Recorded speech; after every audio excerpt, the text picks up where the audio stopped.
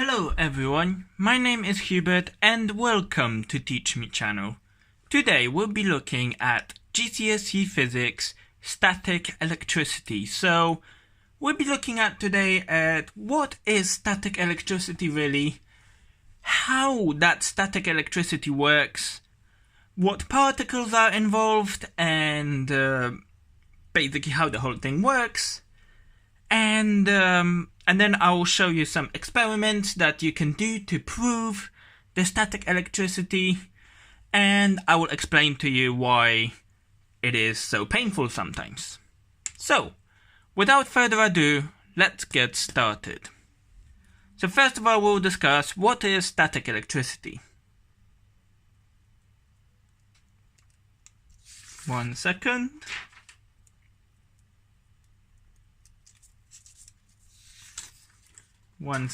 So here we go.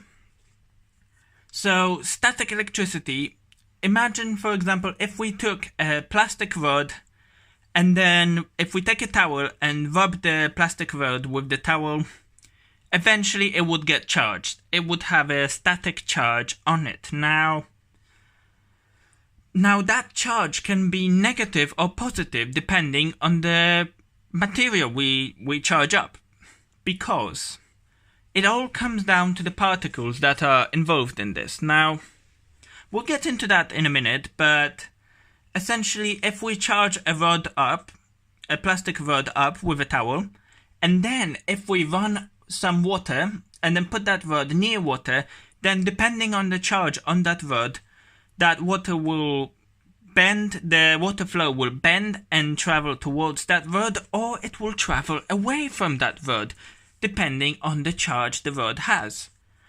Now, I will explain why this all happens in a second, but so first of all, so that's how we can charge something. We just rub two objects together and that's how we get charge essentially. Now, what is happening there? Why, when we just rubbing, say, towel in a plastic rod, why do we get charge on it? What's causing this? Well, this is all due to electrons. Now, when we rub a towel against a polythene rod, what's happening is, as you can see here, what's happening is we get those electrons from the towel, and then those electrons jump over onto polythene rod. And now, because polythene rod has too many electrons, it is negatively charged because electrons carry negative charge. Whereas the positively charged particles, such as positrons, in the towel, now they don't have the electrons to neutralize them. Therefore, towel have a slight positive charge. And that's how we get this difference in charges. Whereas with acetate rod, it's different. The opposite things happen. The electrons from the rod jump over to the towel, and because we have excess of electrons in the towel carries negative charge. And because we have lack of electrons in the acetate rod to neutralize all these positive particles, we simply have a positively charged plastic rod. Now, why on earth is it all about electrons? Why don't we have the positive particle jumping across?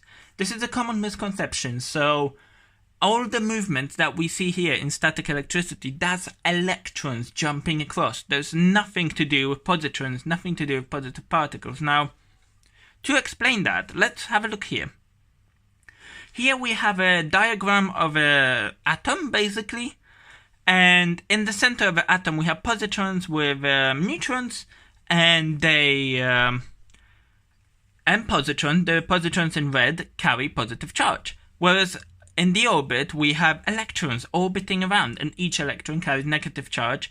And usually the charge in electrons balances out, the negative charge on electrons will balance out the positive charge on positrons. And I mean, the exception are ions, but normally a negative charge on electrons will balance out positive charge on positrons. Now, so why can't we move the positrons? Why can't we move them around? Well, they are stuck in the nucleus. They cannot jump across like that without the whole basically the whole particle physically jumping across.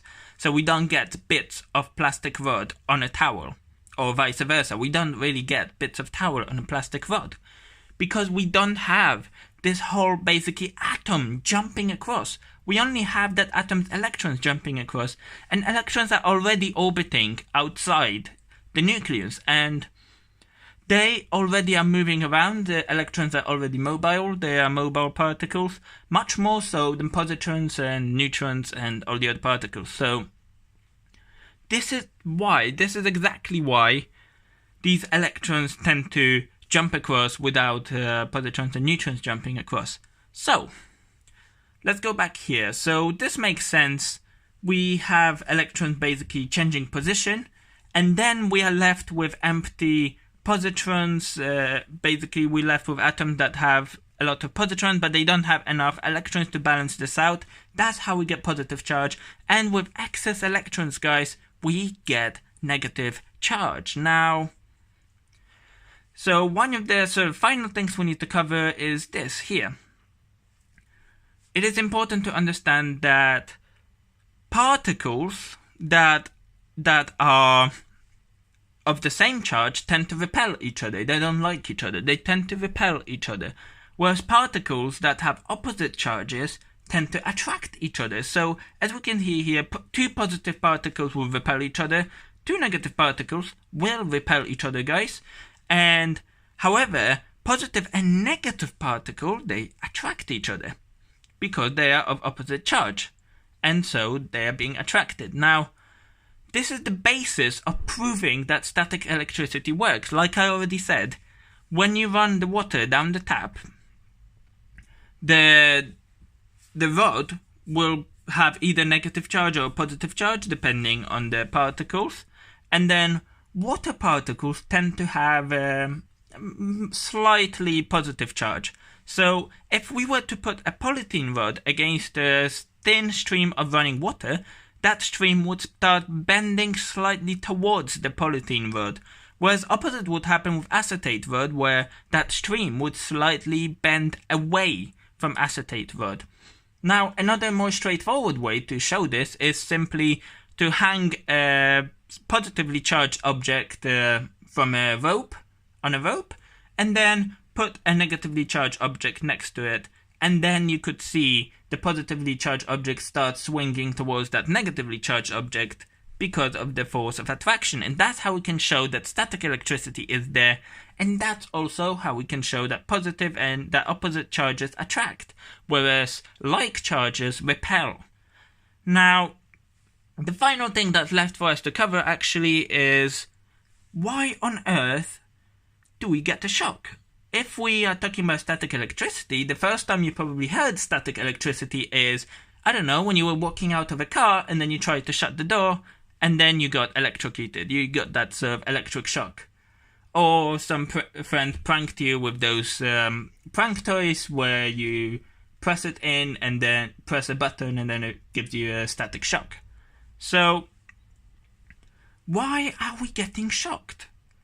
Well, because we have these opposing charges on two objects. Let's take, for example, walking out from a car. During the car journey, you ended up picking up electrons by rubbing your clothes against the car seat, etc. You ended up picking up electrons. And then, when you touch the car, what happens is you complete the circuit, because metal conducts electricity quite well. So you complete a circuit between yourself and the car, because when you have excess and negative electrons on yourself, when you have excess of electrons on yourself, and the car has, say, normal amount of electrons, you essentially create a potential difference because you have a difference of charges. And then when you touch that surface of the car, those electrons jump across from you to the car. And a spark flies. And essentially you complete a circuit. You complete a circuit between yourself and the surface of a car. And that gives you a shock, because you have a current flowing, you have a full-blown circuit, electric circuit, for that short moment of time. And that way you also discharge the electrons. So now when you touch that car again, you are fine. You don't get shocked because you already discharged those excess electrons, and that's why you no longer have that potential difference across you and the car creating that circuit. So you no longer get shocked. So that's why. And of course, you can also have even stronger circuits when one object has a positive charge and one object has a negative charge, and then that creates even bigger potential difference. So this is it for today, guys. Thank you very much for watching. I really appreciate when you guys watch my videos. If you have any questions, shoot me a question in comments. I will answer this as soon as I can. I like answering your questions, guys, so don't be afraid to shoot me questions.